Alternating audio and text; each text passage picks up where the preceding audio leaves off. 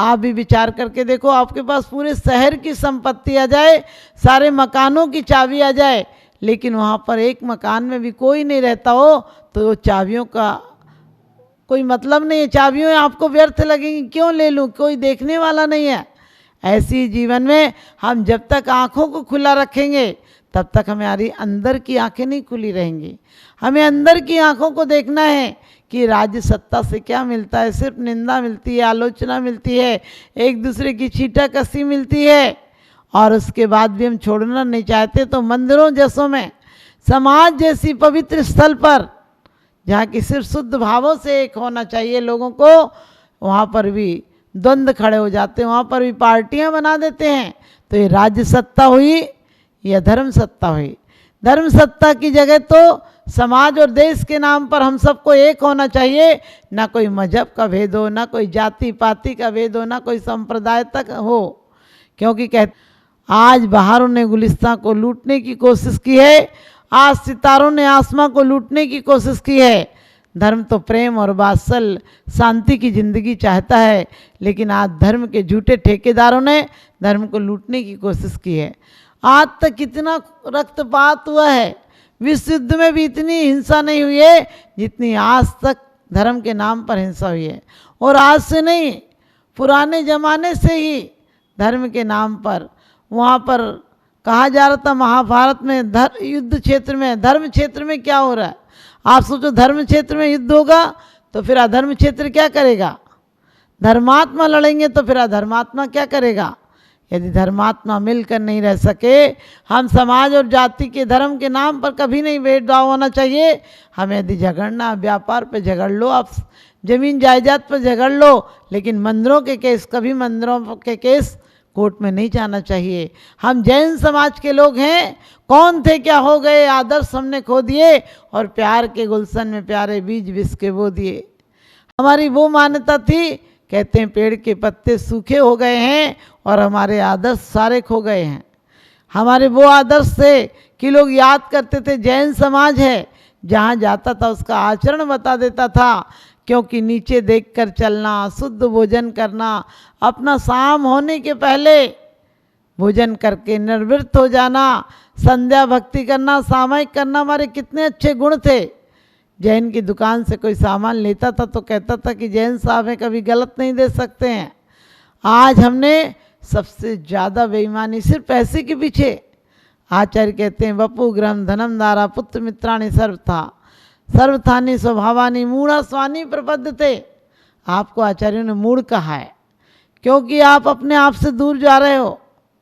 इस धन संपत्ति के नोट के बंडलों को जोड़कर रख जाओगे, लेकिन इनका क्या करोगे? इनको रखने से कोई फायदा नहीं। आत्मिक शांति मिलना चाहिए, निर्द्वंदता होना चाहिए, निर्भयता होना चाहिए। आदमी जितनी संपत्ति जोड़ता है, सोचता है संपत्ति से निर्भय हो जाएंगे। संपत्ति अपने आप में एक भय है, संपत्ति अपने आप में एक खतरा है।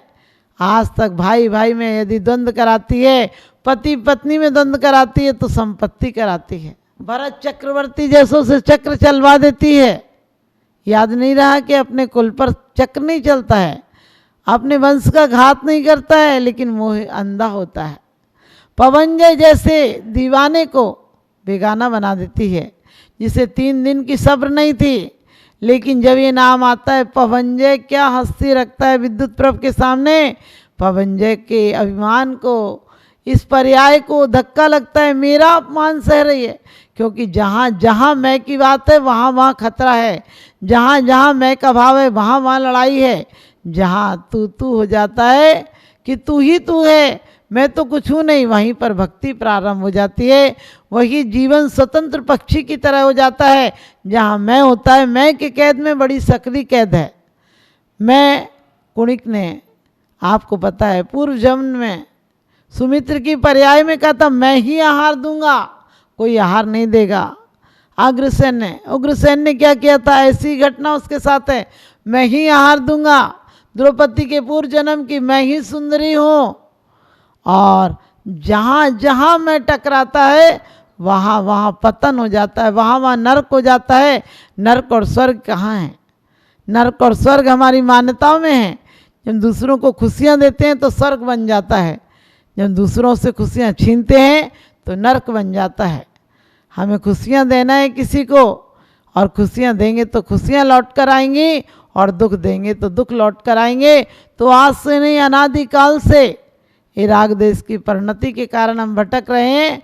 और आज लड़ाइयाँ नहीं हुई, पहले भी लड़ाइयाँ हुई थी। कैकेयी को भी यही सिखाया गया था, तू अपने बेटे को, यानी अपने बेटे को राज्य दिला तो तेरी जय जयकार हो जाएगी। जहाँ से निकलेगी वहाँ राजमाता के जयकारों से पथ गूंज जाएगा। लेकिन ऐसा नहीं हुआ, क्योंकि कहते हैं हवस अरमान इंसा के, हवस अरमान इंसा के कभी पूरे नहीं होते। अगरचे दिल से इसका मुद्दा निकले तो अच्छा है। जिंदगी के मंडप में हर खुशी कुंवारी है, जिंदगी के मंडप में हर खुशी कुंवारी है। और यहाँ कौन किससे मांगने जाए, हर कोई भिखारी है, हर कोई भिखारी है।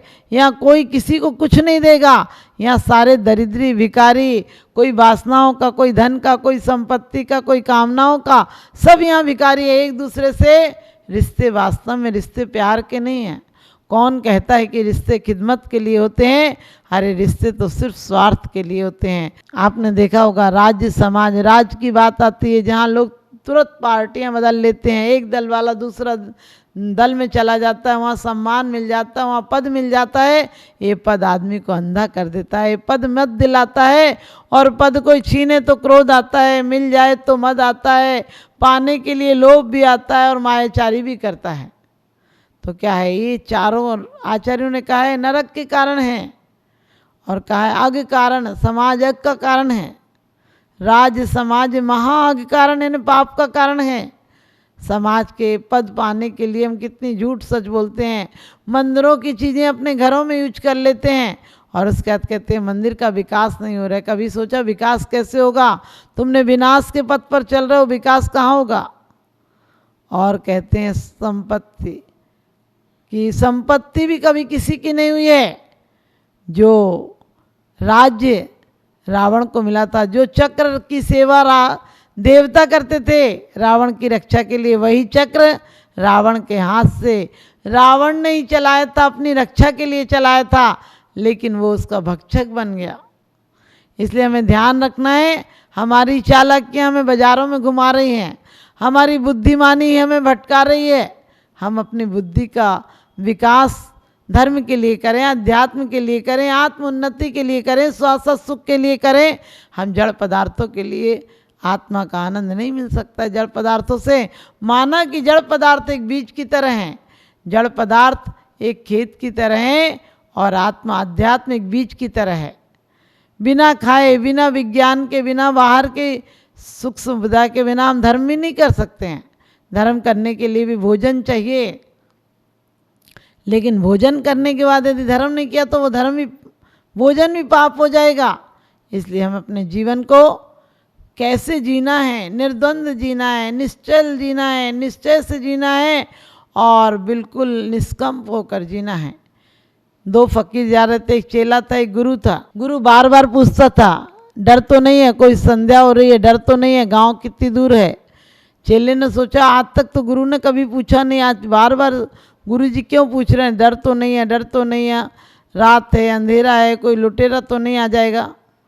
अचानक चेले को लगा कुछ ना कुछ है, गुरु जी जब से आए हैं रोज़ मुझे थैला दे देते थे, आज तो अपने कंधे पर टांगे हुए हैं। एक जगह प्यास लगी थी, गुरु जी पानी पीने के लिए कुएं पे गए। चेले ने देखा कि क्या गुरु जी बार बार पूछते हैं, डर तो नहीं, डर तो नहीं, क्या है। अचानक थैले जो गुरु जी चेले को दे गए थे, पानी पीने के लिए गए थे, तो वो थैले में देखा 2 ईंटें सोने की रखी थी। चेले ने तुरंत उसी को किसी गड्ढे में पटक दिया, दोनों ईंटों को, और उतनी बड़ी बड़ी ईंटें उठाकर दूसरी पत्थर की ईंटें बैग में रख ली, थैले में रख ली। और गुरु जी आए, जल्दी से थैला लिया, और थोड़ी दूर जाकर फिर कहने लगे डर तो नहीं है, रात हो जाएगी, कोई गलत आदमी तो नहीं मिल जाएगा। उसने कहा आप कोई डर नहीं है। उन्होंने कहा क्यों? बोले डर को तो मैं पीछे फेंक आया। उनने कहा मतलब? क्योंकि उतने वजन की ईंटें थी तो उन्हें तो लग रहा था कि अभी भी कुछ है। जैसे उनने कहा कि डर को मैं पीछे फेंक आया, उनने कहा मतलब? बोले कुछ नहीं, आप देख लो खुद ही। और जैसे ही गुरुजी ने देखा कि मिट्टी की ईंटें रख लाया उतनी बड़ी बड़ी, तो गुरुजी ने तुरंत ईंटें उठाकर फेंक दी और कहा आप क्या जाना, गांव में यही सो जाते हैं। आप समझ गए कि जब गुरुजी को सोने की ईंटें दिख रही थी तो उन्हें डर लग रहा था, भय लग रहा था कोई लुटेरा ना हो, कोई गांव में अच्छा गांव मिल जाए, अच्छे ईमानदार लोग मिल जाएं। जैसे ही सोने की ईंटें फेंकने का भाव आया कि फेंक गई अब तो है ही नहीं, वैसे ही गुरुजी आराम से सो गए। इसी प्रकार से हम भी जड़ पदार्थों का जितना जितना ममत्व कम करेंगे उतनी उतनी हमारे जीवन में सात्विकता आएगी, उतना हम नशों से दूर भागेंगे। आज आपको पता हर तरह के नशे हैं, टीवी है, मोबाइल है। आज एक दूसरे से घर में कोई बात नहीं करता, एक पता है लेकिन आपस में किसी को कोई पता नहीं एक दूसरे का। दुनियादारी का पता है लेकिन परिवार का पता नहीं है। अपने परिवार को यदि सुंदर बनाना है, सुव्यवस्थित बनाना है, तो हमें मोह की आंखों से मोह का चश्मा हटाना है। आज हमने अपने अध्यात्म की बातें करते करते मोह में ग्रसित हो जा रहे हैं। अपने का भला चाहते हैं, अपनों का भला चाहते हैं, लेकिन अपना भला नहीं चाहते हैं। अपना भला नहीं चाहते हैं, इसका मतलब अपना भला चाहने वाले तो दूसरे का भला अपने आप कर देता है, उससे दूसरों का बुरा हो ही नहीं सकता है। इसलिए हमारे आचार्य ने कहा, उत्तमा स्वात्म चिंता च देह चिंता च मध्यमा अधमा काम चिंता च पर चिंता धमा धमा, कि उत्तम चिंता तो अपनी आत्मा की चिंता है और फिर देह आदि की चिंता मध्यम है, और कहते पर चिंता धमा धमा, दूसरों की व्यर्थ में कौन क्या कर रहा है, वो क्या बनेगा, कहाँ से लाया, कहाँ बेची, क्या खाया, क्या बना रहा है, ये टाइम हम क्यों, इतना सा जीवन मिला है, ये दूसरों के समय के लिए नहीं मिला, अपने लिए मिला है। इसलिए अपने वस्त्र धो लो, दूसरों की गलतियां दिखा दिखा कर उनको धोने को, उनको रटने का समय नहीं है। परमात्मा के गुणों का अनुसरण करें, अनुगमन करें, तो अपने जीवन को महान बना सकते हैं। आप सबका जीवन महान बने, इसलिए मोह का चश्मा उतारना पड़ेगा, अपने अंधेपन का इलाज कराना पड़ेगा। आज तक यदि हम संसार में घूमे हैं, यदि हमने दुख पाए हैं, तकलीफ़ें पाई हैं, कोई परिस्थितियों से गुजरे हैं, वो अपने मोह के कारण गुजरे हैं, तो आप सबका भी मोह का चश्मा उतरे और कम से कम क्षय उपशम आदि भी बने। क्योंकि आप सम्यक दृष्टि तो हो सकते हो नरकों में, लेकिन वात्सल्य गुण का पालन नहीं कर सकते हैं। तो आप अपने जीवन में वात्सल्य गुण का पालन करें, सबके साथ प्रेम का व्यवहार करें, बहू और बेटियों को एक से नज़रिया से देखें, बेटे और जमाई को एक सी नज़रिया से देखें। जैसा आप चाहती हैं कि आपकी माँ को आपकी भाभी सुख दे, ऐसे ही आप भी किसी की भाभी हैं, बहू हैं, अपने सास ससुर को भी ऐसे ही सुख दें, तो एक एक घर सुधरेगा, तो पूरी समाज और देश और धर्म सुधर जाएगा। तो आप धर्म को सुधारने की चिंता मत करो, धर्म अपने आप में सुधरा हुआ है, अपने परिणामों को सुधारो तो आपका जीवन सुधर जाएगा। हमारी ऐसी मंगल कामना है।